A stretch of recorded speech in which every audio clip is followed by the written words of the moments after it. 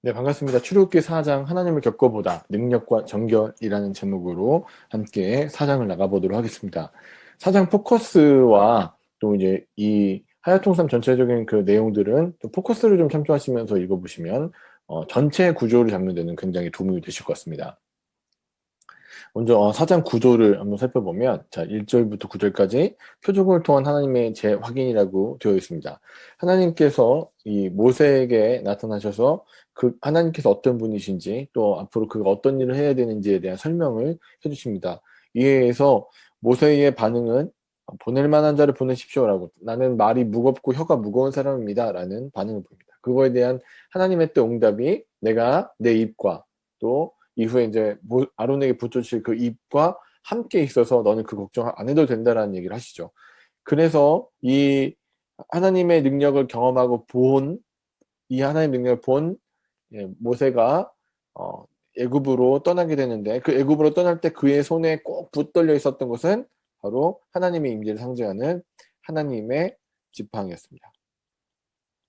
그 지팡이를 가지고 하나님 일을 하겠다고 야심차게 떠났는데 그 중간에 모세를 하나님께서 이 모세가 준비되지 않았기 때문에 하나님 일을 하려는데 자기의 열정, 자기 힘, 아직 뭐 하나님이 함께 하신다고 했으니까 내 마음대로 해도 되자고 걸어갔을 때 하나님은 그의 준비되지 않음을 지적하신 부분, 그래서 그가 생명을 잃을 뻔한 큰 위기를 겪는 소위 우리 피난편이라는 본문으로 보여지는 그 내용을 보여주신 후에 그가 하나님 앞에 다시 정결하게 되었을 때 아론과의 만남을 통해서 이후에 어떤 식으로 사역이 펼쳐질지를 보여주는 것이 4장 전체적인 구조라고 보실 수 있을 것 같습니다. 그럼 좀 더 구체적으로 살펴보면 4장의 1장부터 9장까지의 내용에 대해서 의미 있는 부분이 믿음에 관련된 부분입니다. 믿음, 히브리어로 아멘이라고 되어 있는 그 부분에 대해서 얘기하는데 총 5번 나오는데 1절, 5절, 8절 2번, 그 다음에 9절까지 해서 총 5번의 이 아멘이라는 말이 어떤 식으로 활용되었는지를 살펴보기 좋을 것 같습니다. 이 본문에는 번역이 믿음이라고 되어 있습니다. 믿음의 동사형으로 되어 있죠. 이 아멘 동사가 어떤 식으로 사용되는가. 그래서 모세가 고백하는 아멘 동사에 대한 내용은 이렇습니다.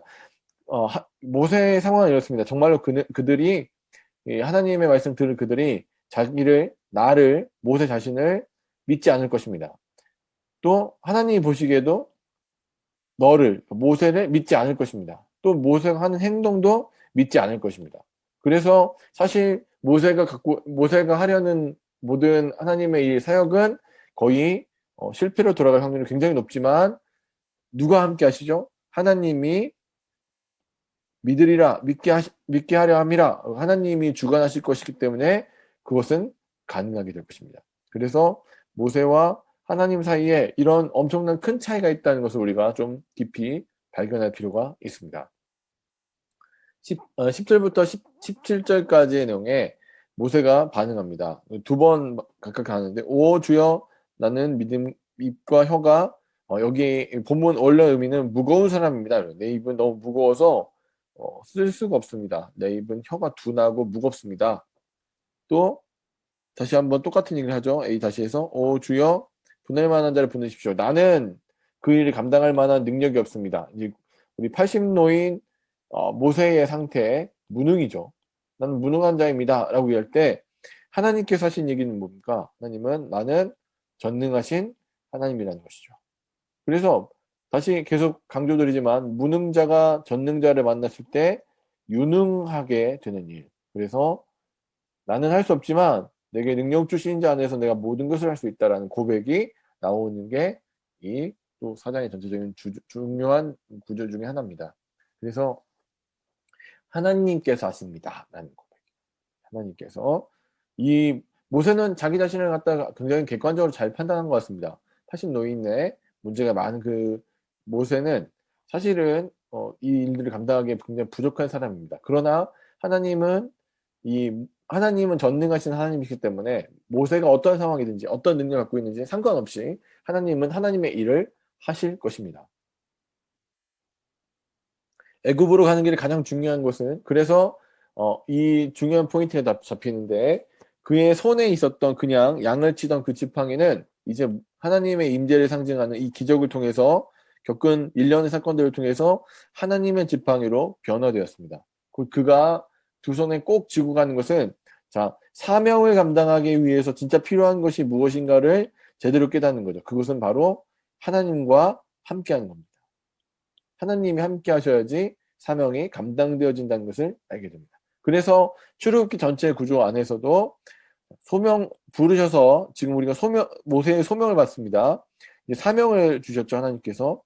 그래서 소명과 사명은 하나의 얘기예요. 하나님 그 하나의 얘기에 이것은 자기 힘과 능력으로 감당하는 것이 아니라 누구와의 동행을 통해서 하는 거예요. 네, 하나님과의 동행을 통해서 가능하다는 것을 다시 한번 보여주고 있는 것입니다. 전체 그림이 이렇게 되어 있죠. 자, 이 저희가 다루기 굉장히 어려운 본문 중에 하나인 피난편 본문을 조금 살펴보려고 합니다. 이 피난편 본문의 그 내용은 여러 가지가 있습니다. 그래서 뭐 한 두 가지의 내용이 크게 그 주목받고 있는데 첫 번째 내용은 이 시보라가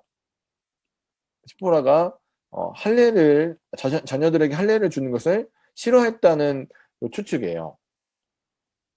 시보라라는 이 모세의 부인이 자녀들이 할례 받는 것을 거부했기 때문에 거부했다라는 상황이고 두 번째로 많은 그 지지를 받는 학설은 모세 자체가 할례를 하지 않았다는 내용입니다.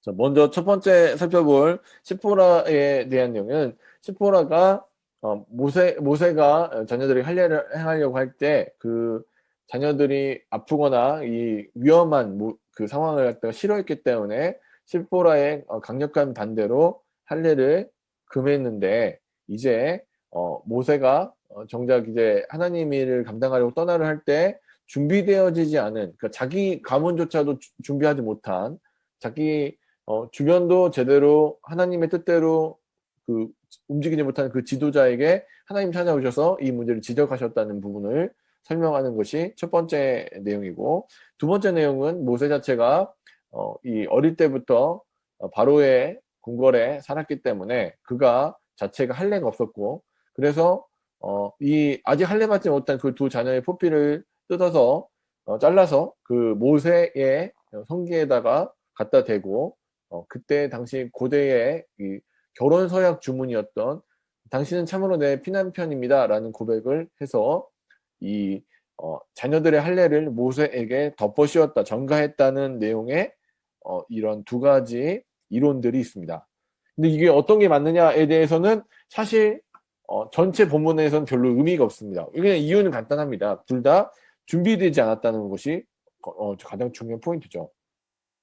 모세가 하나님의 일을 감당하려고 하는데 그 일에 모세 자신 자체가 준비되지 않았다는 거예요. 그러니까 그가 뭐 가문의 가족들의 일이든 자신의 일이든 간에 준비되지 않았다는 게 포인트입니다. 그래서 자신의 기준대로 자신의 방법대로 하나님의 일을 하겠다고 하더라도 자신이 원하는 대로 자신의 모양대로 하는 것이 아니라 그 모든 것은 당연히 누구의 기준과 누구의 방법대로 해야 될까요? 바로 하나님의 방법과 하나님의 기준대로 해야 된다는 것을 보여주고 있습니다.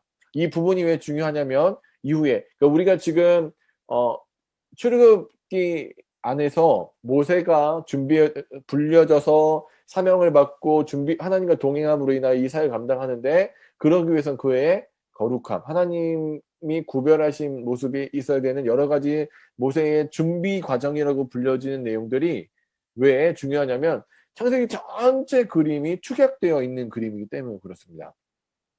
그래서 준비되어지지 않으면 그러니까 자신의 힘으로 성전도 훨씬 더 멋있게 만들 수 있죠. 성막을 제작할 때 하나님의 성막을 제작할 때 이미 이방 나라들은 지구라트라는 거대한 성전을 쌓죠.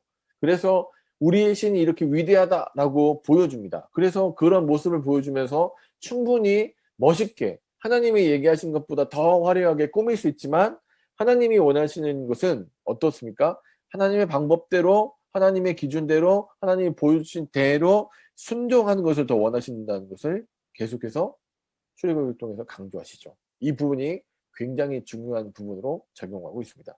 이후에 이 피난병 사건, 그러니까 우리 모세가 충분히 하나님 앞에 준비되어진 상태로 이제 나아갔을 때 이후에 뒤에 이 4장 나머지 내용에서는 아론을 만나서 이제 이 바로를 만날 그 준비를 하는 모습으로 전체가 마무리되는 것을 보여주고 있습니다. 설교자를 위해서는 다음과 같은 제언을 드릴 수 있을 것 같습니다. 애굽의 도망자 모세의 말을 믿어주는 건 쉽지 않을 것 같습니다. 그는 이미 나쁜 평판을 얻었습니다. 그는 이미 살인자이면서 도망자이기 때문입니다. 그로부터 또 많은 시간이 흘렀기 때문에 그러한 그의 모습은 참 무능하고 무능력한 모습으로 보입니다. 그러나 그의 모습이 어떠한 모습, 어떤 상황이든지 중요한 것은 전능하신 하나님께 그의 상황이나 환경, 무엇을 가지고 있느냐는 중요하지 않다는 것입니다. 하나님은 하나님의 일을 감당하는 모세와 함께 하시면서 그의 모든 것을 인도하실 것이기 때문입니다. 그에게 필요한 것은 오직 하나님 말씀에 순종하는 것뿐입니다. 그러므로 애굽으로 향하는 그의 손에 꼭 붙들려 있는 바로 하나님의 임재를 상징하는 하나님의 지팡이는 굉장히 시사하는 바가 크다는 것을 우리에게 알려주고 있습니다. 한편 겨우 설득된 모세를 광야에서 죽이려고 하시는 하나님 모습은 우리가 이해하기 쉽지 않습니다. 그러나 아무리 하나님을 위해 대단한 결심과 결단을 했더라도 하나님의 방법대로 준비되지 않으면, 하나님의 뜻대로 하지 않으면, 하나님이 예비하신 대로 하지 않으면 그의 열정이 아무리 대단해서 그 열정으로 감당하려고 할 때 하나님은 그것을 단호히 거부하신다는 것을 분명히 보여주고 있습니다. 하나님은 하나님의 방법대로 하나님의 때에 하나님의 일을 하십니다. 그것을 인정하고 순종하는 것이 바로 우리의 몫이라는 것을 보여주고 있습니다. 이렇게 출애굽기 4장에 나오는 내용 전체가 이 출애굽기 전체 내용을 아우르고 있다는 것을 깊이 생각해 보신 후에 설교에 들어가시면 더 좋은 설교가 될 것 같습니다. 5장에서 또 뵙도록 하겠습니다. 감사합니다.